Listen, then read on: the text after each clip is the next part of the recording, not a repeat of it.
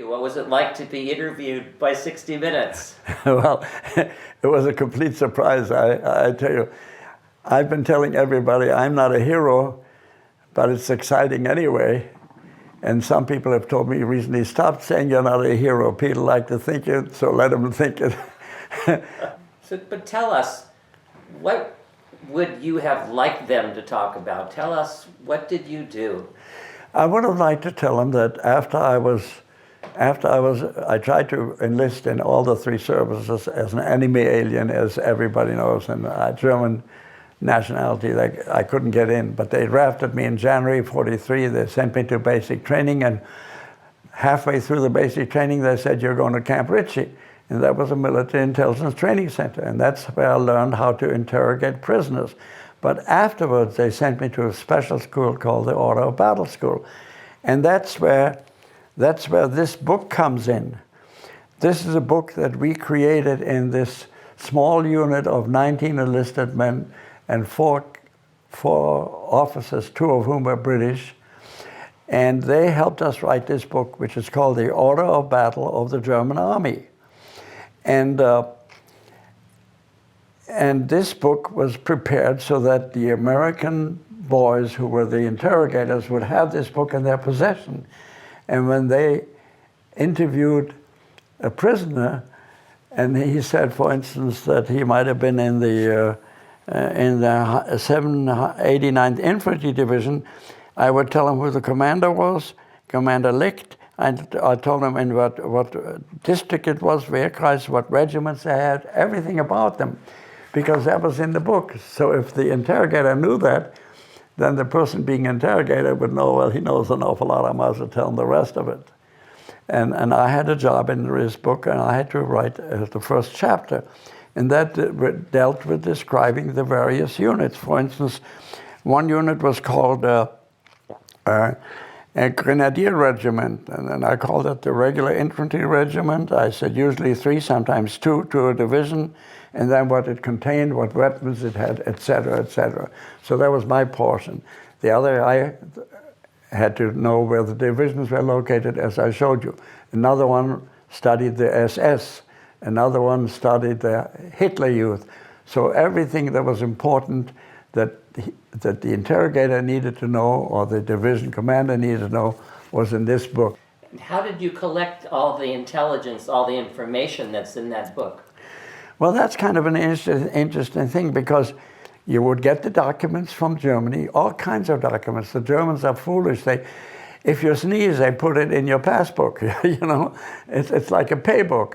And so there were where you were and the stamps and everything. So we got a lot of information from that. We got information from German military newspapers like Stars and Stripes in America.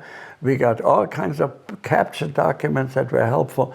And by going through those and doing research, we would be able to put together this and other information. And a specific example that I can give you is an example I'd like to show it to you. For instance, this is the table of organization, and it shows that Hitler is at the top and the generals underneath him are in charge of the corps and the army and the division, and that's very simple. But then, accidentally, after the failed assassination attempt of Hitler in July, I came across another one. I found a funny little box in there that wasn't there before. And this is the box that said Nationalsozialistischer Führungsstab. That means National Socialist Guidance Staff. I said, what is that? And I took 3 months to find out what it was, and I found out that Hitler had gotten so afraid of his generals that he decided to put a Nazi in every high echelon to keep check on the generals. And the result of that was a report that I then wrote, this report called Political Indoctrination and Morale Building in the German Army.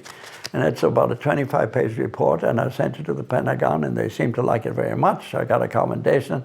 But it's a good example of how accidents can really give you a lot of information that subsequently is of great help to the interrogators who want to know this kind of stuff so they can find out more about it.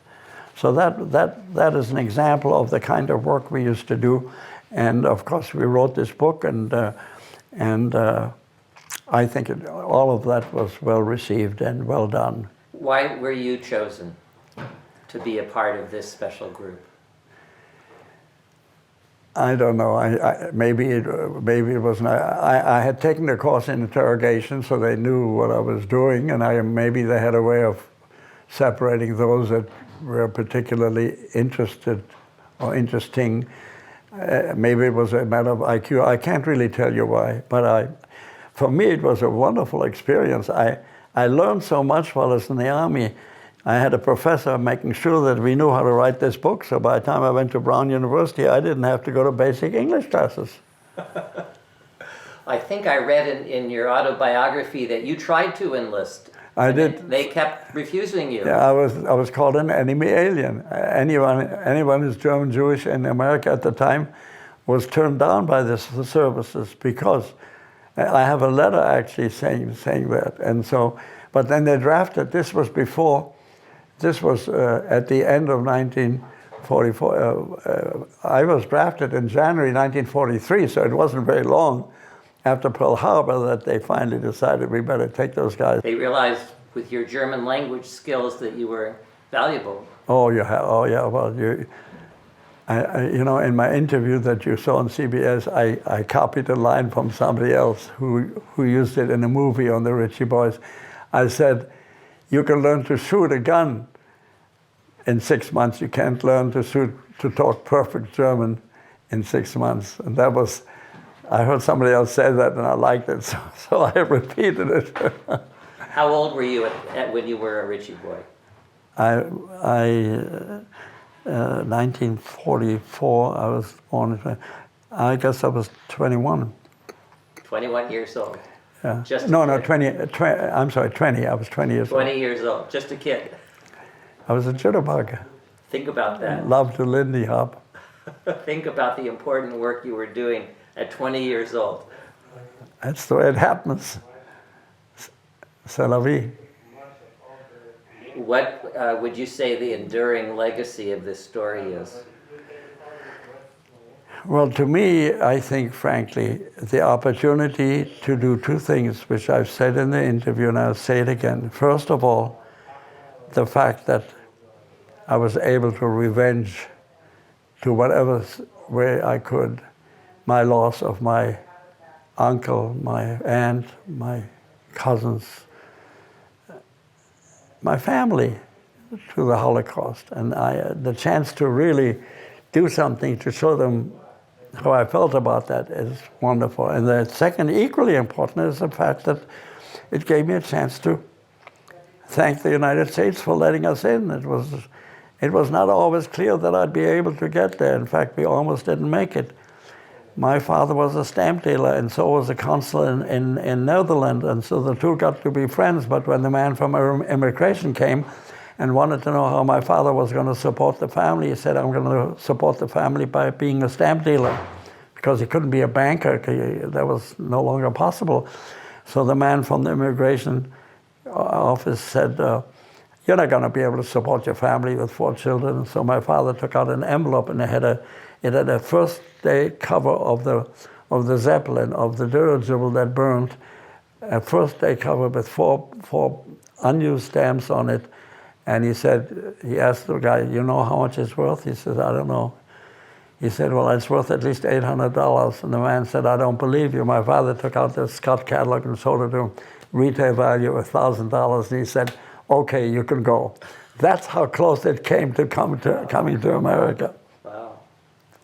So I was lucky, and I wanted to get a chance to say thank you, because myself, my children, my grandchildren, they're all doing well in this wonderful country.